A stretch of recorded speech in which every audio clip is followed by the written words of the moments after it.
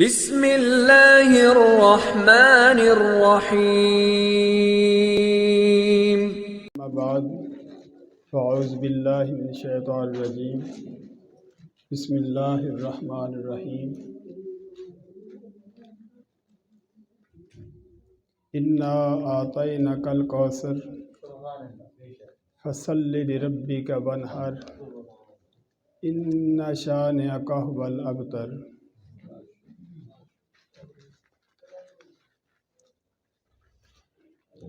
لی خمسۃ اطفی بہا حر الوباء الحاتمہ المصطفیٰ والمرتضیٰ وابناہما والفاطمہ۔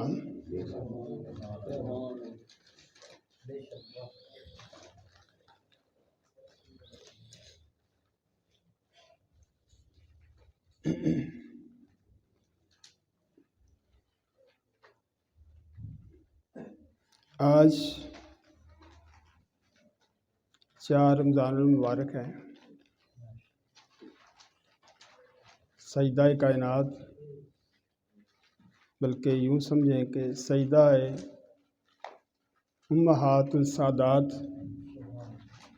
مخدومہ کائنات، دختر مصطفیٰ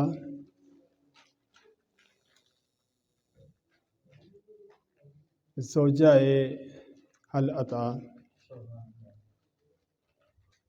بانو مرتضیٰ، سرداران خواتین دو جہاں، شہزادی کونین،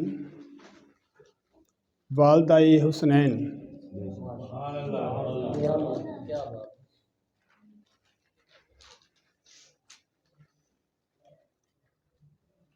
تاجدار عرب و عجم کی دختر پاک کی آج شہادت پاک ہے۔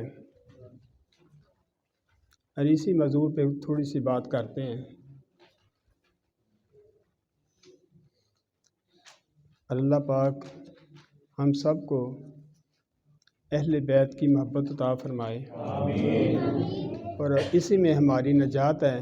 اور آپ غور سے چند باتیں سن لیں تاکہ جو سمجھ میں آئے اس پہ عمل کرنے کی صورت میں ہماری دنیا میں بھی اسی میں بقا ہے اور آخرت میں بھی۔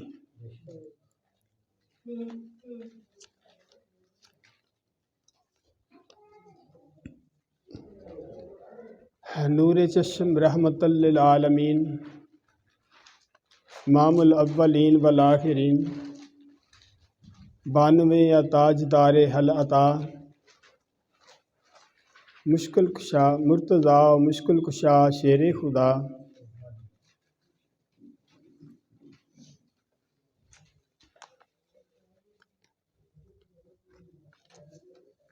عزیزان اسلام،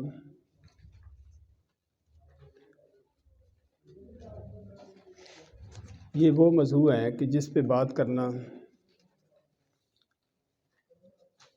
اتنا مشکل کام ہے کہ بات کو کہاں سے شروع کیا جائے اور اس کو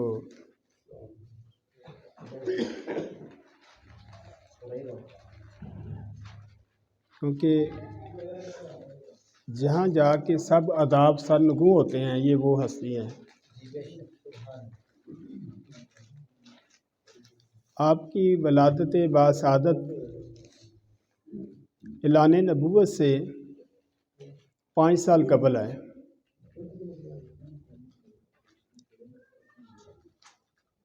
اور جب سرکار دو عالم صلی اللہ علیہ وآلہ وسلم نے اعلان نبوت کیا تو اس وقت آپ کی عمر پاک 5 سال تھی۔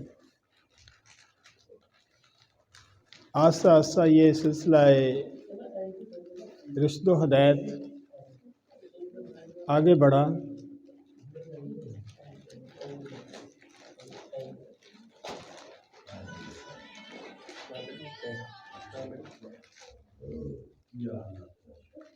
تو حضور صلی اللہ علیہ وآلہ وسلم نے اللہ کی مخلوق کو اللہ کے ساتھ جوڑنے کے لیے جو انسان بہک چکا تھا ظلمت کے اندھیروں میں انتہائی غرق ہو چکا تھا، تو حضور صلی اللہ علیہ وآلہ وسلم نے یہ ہدایت کا جو سلسلہ تھا اس کو شروع کیا۔ اس کو تبلیغ کہتے ہیں ہم، دعوت اسلام۔ ابھی آغاز ہی تھا، تو اس وقت سیدہ پاک کی عمر تقریباً 9 سال تھی، تو حضور صلی اللہ علیہ وآلہ وسلم خانہ کعبہ میں نماز پڑھ رہے تھے۔ اس وقت سرداران مکہ جو خباستوں کے ایک علمبردار تھے، برائیوں کے سرچشمہ تھے، اور تکبر اور غرور کے ساتھ کہنے لگا کہ آج ہے کوئی جو تم میں سے ایک کام کرے کہ فلاں محلے میں مجھے خبر ملی ہے کہ ایک اونٹ، بہت بڑا اونٹ ذبح ہوا ہے، اور کوئی اس کی اوجری اٹھائے اور یہ سجدے میں جائیں حضور صلی اللہ علیہ وآلہ وسلم، تو ان کے اوپر رکھ دی جائے۔ یہ وہ نبی ہیں جن کے بارے میں بات ہو رہی ہے کہ دنیا عالم کو پاک کرنے آئے ہیں، غلاظتوں سے، نفرتوں سے، بغض اور کینے سے، ہر غلاظت سے پاک کرنے آئے ہیں۔ ان کے اوپر غلاظت پھینکنے کا پروگرام ہوا، تو 2 جوان اٹھے جو مشرک تھے، کافر تھے، ابو جہل کے اشارے پہ انہوں نے وہ اوجری اٹھائی، اور حضور صلی اللہ علیہ وآلہ وسلم جب سجدہ میں گئے تو انہوں نے وہ اوجری اوپر ڈال دی۔ جو 2 آدمی جوان اٹھا کر لائیں وہ کافی بوجھ تھا، تو ڈالنے کے بعد وہ کہکے لگاتے رہے، مسخر کرتے رہے، طنزیں کرتے رہے کہ اب اٹھے، دیکھتے ہیں کہ کیسے وہ سجدے کرتا ہے، اٹھتا ہے، قیام کرتا ہے۔ بدتمیزی کے ساتھ ان کی یہ گفتگو۔ اس وقت حضرت عبداللہ بن مسعود رضی اللہ تعالیٰ عنہ کو خبر ہوئی، لیکن وہ کمزور تھے، ان کے سامنے کھڑے نہ ہو سکے، کچھ نہ کر پائے، لیکن حضور صلی اللہ علیہ وآلہ وسلم کے گھر گئے اور گھر میں دستخط دی اور اطلاع دی کہ حضور صلی اللہ علیہ وآلہ وسلم پر ایسے یہ عمل کیا گیا ہے کہ ان کو اوپر اوجری ڈال دی گئی ہے، اوجری بھی اونٹ کی جو گوبر سے لت پت تھی۔ تو گھر سے تو اور کوئی نہ نکلا، وہ شہزادی نکلی جس کو کبھی کسی نے دیکھا نہیں تھا، اپنے باپ کی تڑپ میں نکلی۔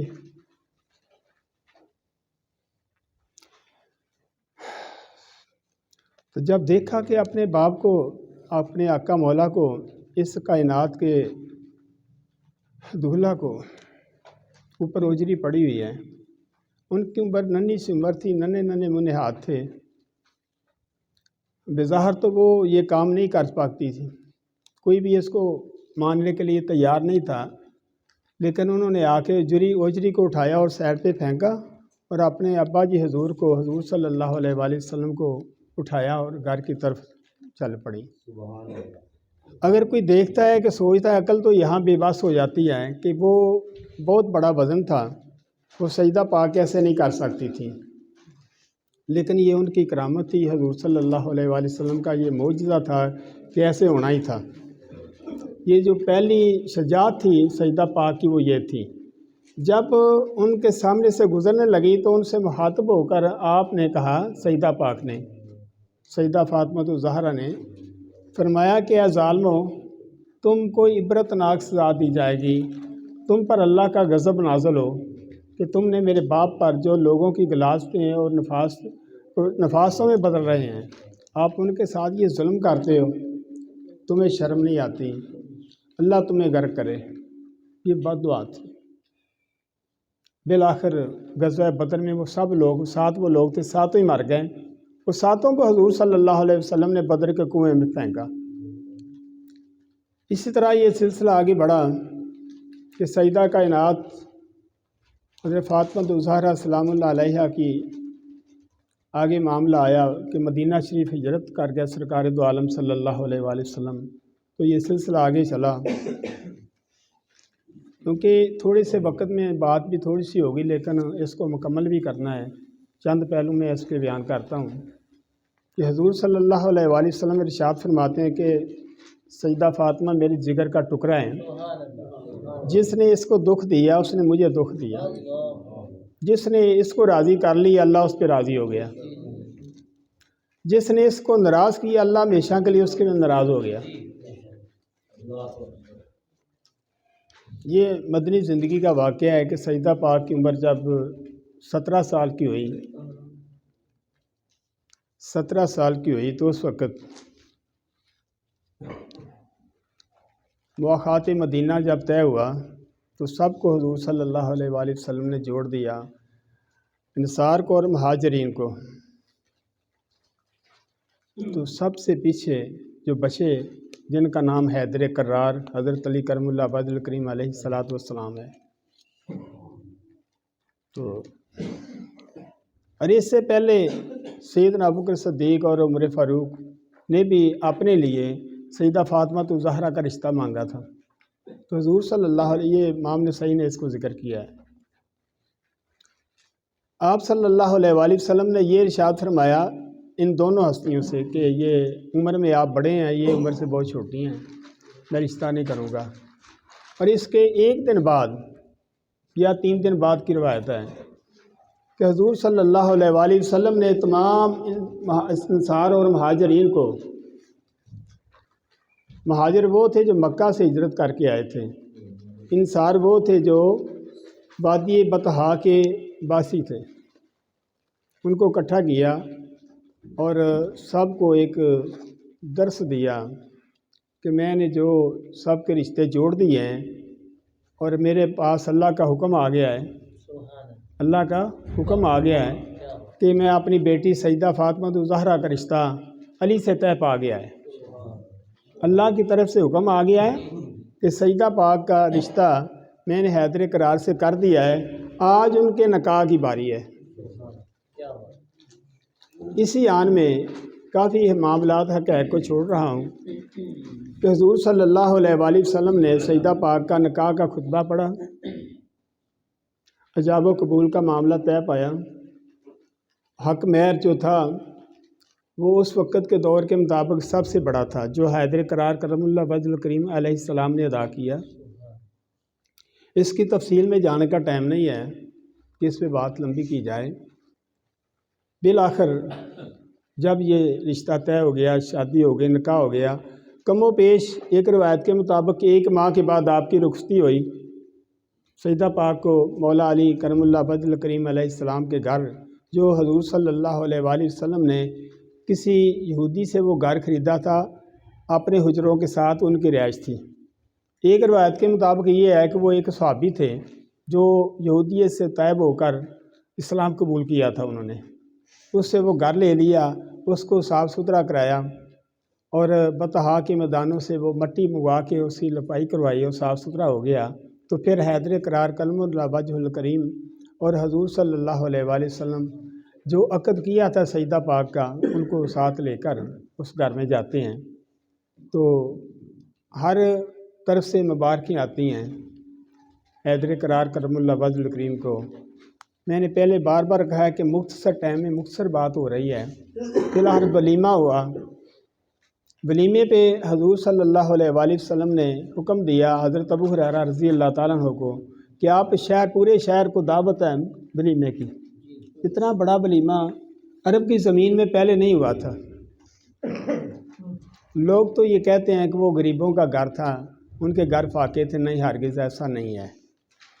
وہ ان کی صبر و استقامت کی بات تھی، صبر و شکر ان کے یہ ہتھیار تھے، ورنہ وہ ساری دنیا کے وہ مال کو مختار تھے۔ تو جب شہر مدینہ کو دعوت دی گئی سیدہ پاک کے اس نکاح کے بعد ولیمے کی، اس دن ہوئی جس دن رخصتی ہوئی۔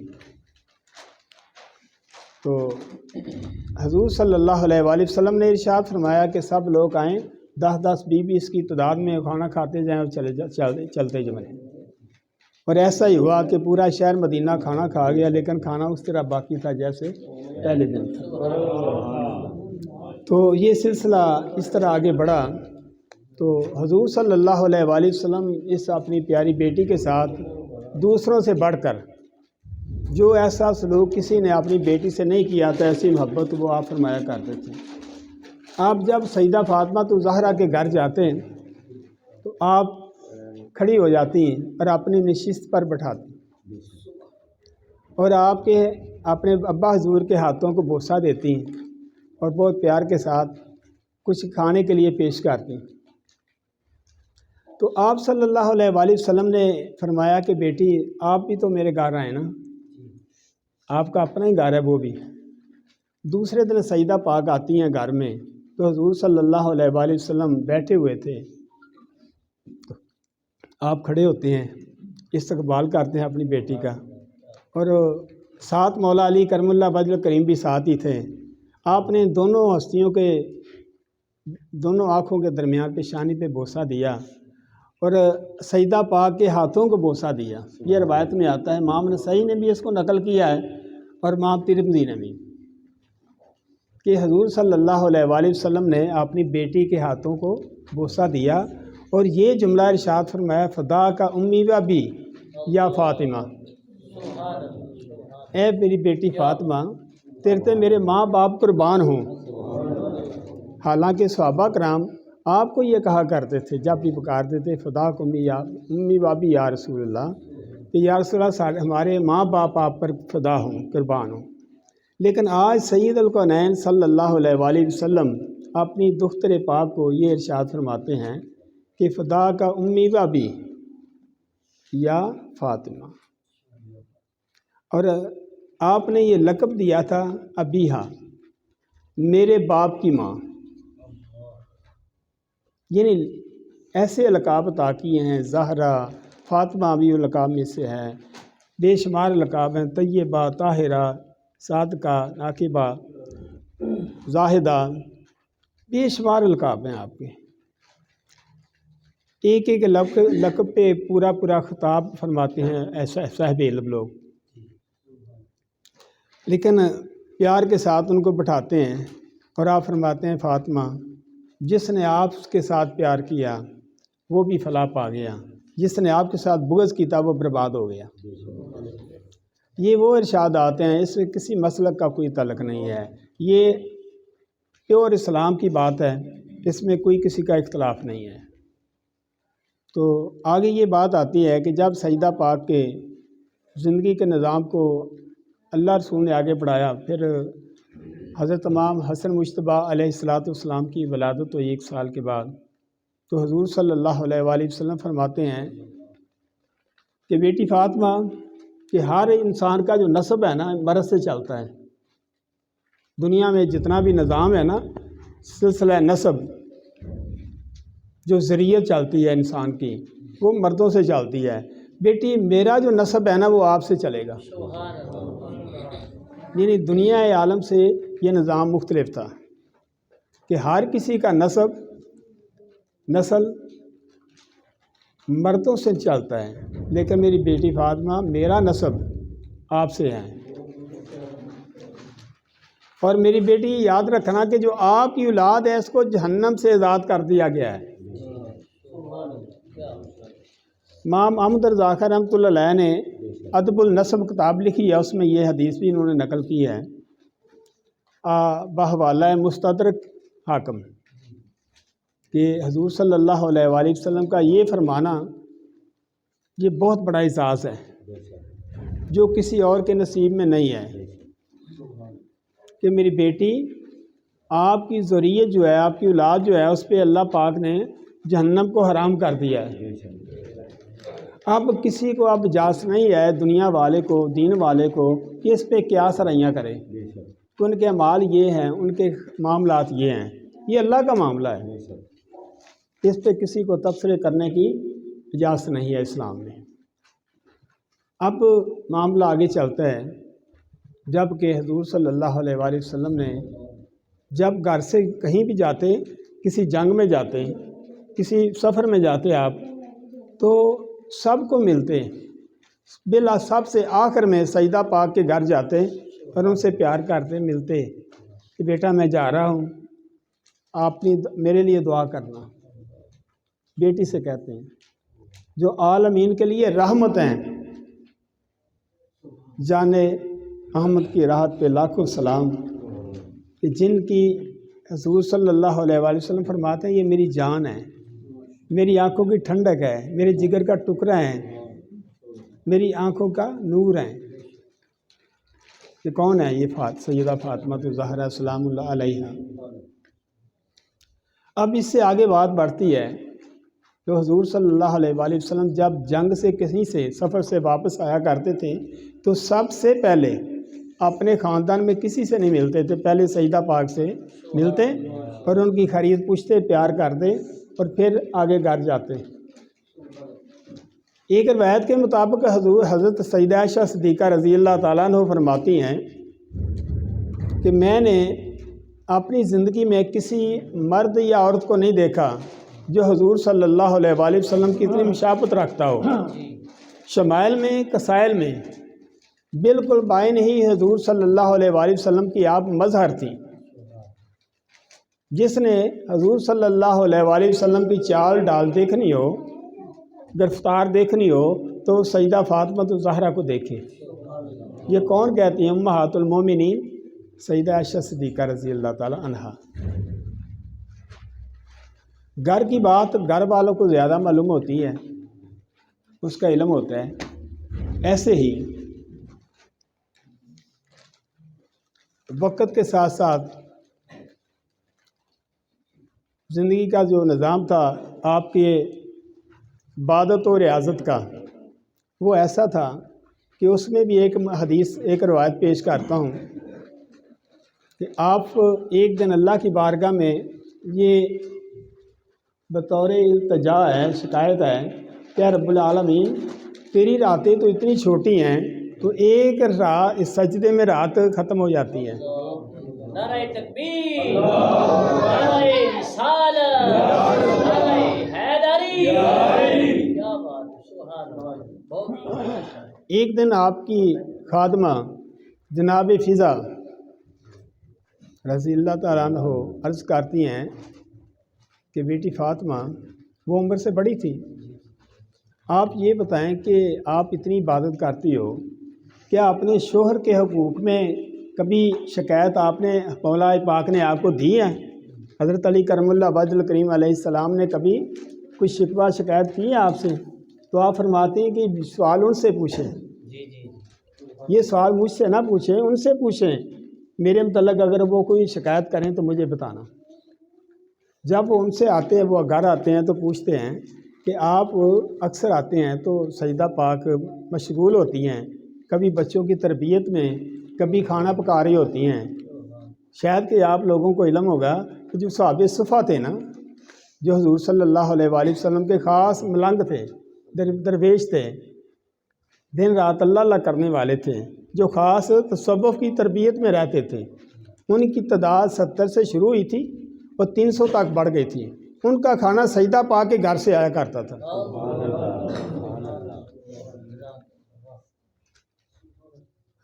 سچ پوچھے تو یہ سخیوں کی سخاوت کی وہ سمندر تھی۔ ان کی سخاوت کا عالم یہ تھا کہ ان کے دروازے سے کبھی کوئی خالی نہیں گیا۔ ایک بھی دنیا میں روایت نہیں ملتی کہ کہیں بھی صبح ہو یا شام ہو، رات ہو یا دن ہو، کوئی مسافر یا کوئی گداگر یا کوئی بھوکا پیاسا اس گھر کے دروازے پہ آیا اور وہ خالی چلا گیا ہو۔ کسی کو مایوس محروم نہیں لٹایا جاتا یہ اس گھر سے۔ اتنی خیر و عافیت تھی، لوگ تو یہ کہہ دیتے ہیں، کہنے والے کہنے میں شرم بھی نہیں محسوس کرتے کہ وہ ان کے گھر فاقے تھے، بھوک تھی۔ ہرگز نہیں تھا، وہ ان کا تقویٰ تھا، یہ ان کا احسار تھا۔ آپ اس کی فکر نہیں کریں، آپ یہ سخاوت جس نے بھی وہاں سے مانگا ہے اس کو اتنی خیرات دی گئی ہے کہ اس کو دوبارہ کہیں اور دروازے پہ جانے کی طلب نہیں ہوئی، خواہش نہیں ہوئی۔ ان کی عبادت کا عالم، سخاوت کا عالم ایسا تھا۔ اسی طرح جب دیکھتے ہیں ان کی ریاضت کا عمل، مشقت کا عالم دین اسلام کے لیے، تو 300-400 آدمی یا 200 آدمی کا روزانہ کھانا تیار کرنا،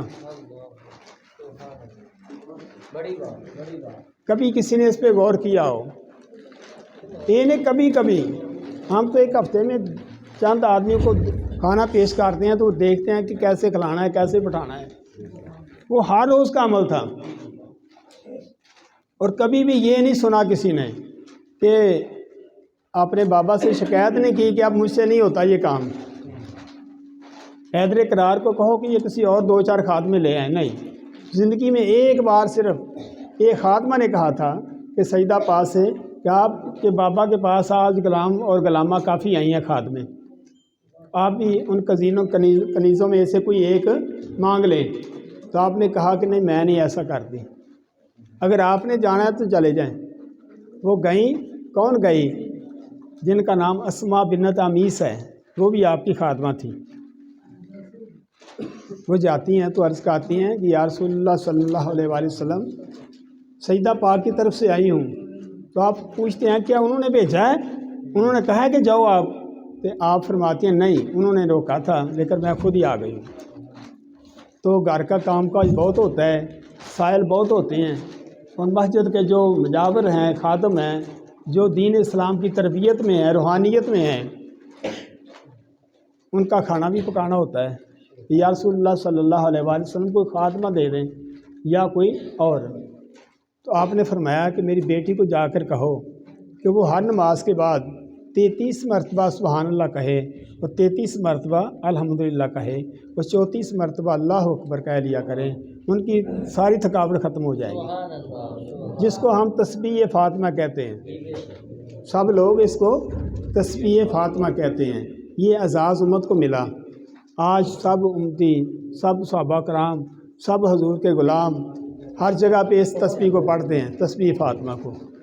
یہ بھی ان کو صالح ثواب جاتا ہے، نہ چاہتے ہوئے بھی۔ اگر کوئی نہ چاہے یا چاہے، اس کی چاہتی محتاجی نہیں ہے ان کو، کوئی صالح ثواب کرے یا نہ کرے، ان کو خود بخود ہو رہا ہے۔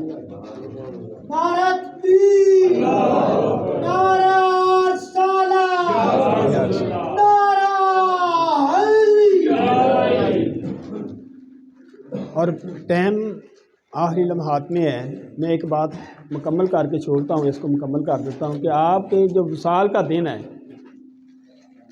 آپ باخریت تھیں، آپ کو نہ کوئی بخار تھا، نہ کوئی طبیعت میں ناسازی تھی، آپ نے اپنی خادمہ کو دونوں کو بلاتی ہیں، حضرت جناب فضا کو اور حضرت اسما بنت امیس کو، اور فرماتی ہیں کہ آپ پانی لائیں، میں نے غسل کرنا ہے۔ انہوں نے پانی لایا، آپ نے فرمایا مجھے نیا جوڑا دیں جو میں نے پہلے نہیں پہنا، تو وہ نیا جوڑا بھی رکھ دیا گیا۔ آپ نے خود ہی غسل کیا اور اس کے بعد نئے کپڑے پہنے، اور یہ کپڑے پہننے کے بعد پوچھا کہ میرے شوہر، میرے سرتاج مولا کائنات کہاں ہیں؟ تو سیدہ آپ کی خادمہ نے فرمایا، عرض کی کہ حضور، جن کا نام اسما بنت امیس ہے، وہ کہنے لگی کہ وہ تو باہر گئے ہیں کسی کام کے لیے، آپ حکم فرمائیں میں ان کا پتہ خبر کروں، ان کو اطلاع کروں، کیا کام ہے آپ بتائیں۔ کسی کو کوئی خبر نہیں کسی معاملہ کیا ہونے والا ہے۔ بالآخر وہ آپ فرماتی ہیں نہیں رہنے دیں، وہ آ جائیں گے نا تو ان کو یہ باتیں کہہ دینا، میں اپنے بیٹوں کے بارے میں کچھ کہنا چاہتی ہوں۔ ویسے تو میں نے صبح ساری باتیں ان سے کر لی ہیں، لیکن ان کو ڈرانا چاہتی ہوں، آپ ڈرا دینا۔ انہوں نے پوچھا تو آپ نے کہیں جانا ہے؟ ہاں میں کہیں جا رہی ہوں۔ اس کے بعد آپ لیٹ جاتی ہیں اپنی دائیں کروٹ پہ، اور یہ ہتھیلی ایسے رکھ کے لیٹ جاتی ہیں۔ اس کی روایت انہوں نے کی ہے، کس نے؟ سیدہ اسما نے، جو آپ کی خاتمہ ہے۔ تھوڑی دیر کے بعد حضرت علی کرم اللہ وجہ الکریم علیہ الصلوۃ والسلام تشریف لاتے ہیں، تو پوچھتے ہیں جناب فضا سے، میرے آقا کی نور نظر، نور چشم کہاں ہیں؟ انہوں نے کہا کہ وہ لیٹ گئی ہیں، آرام کر رہی ہیں۔ تو آپ جاتے ہیں، قریب جاتے ہیں، دیکھتے ہیں، تو آپ فرماتے ہیں انا للہ۔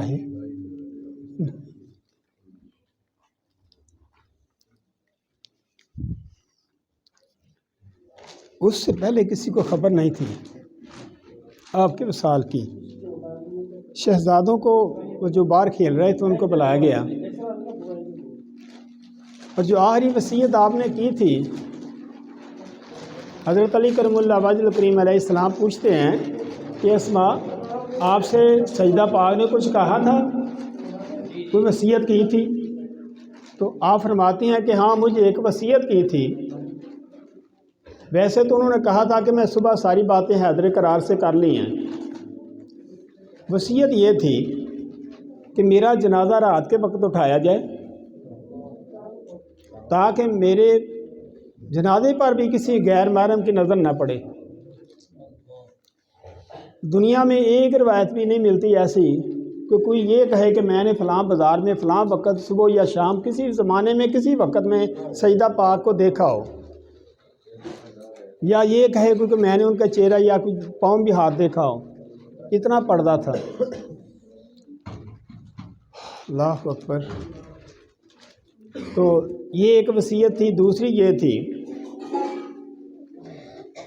کہ لوگوں کو خبر نہ دی جائے،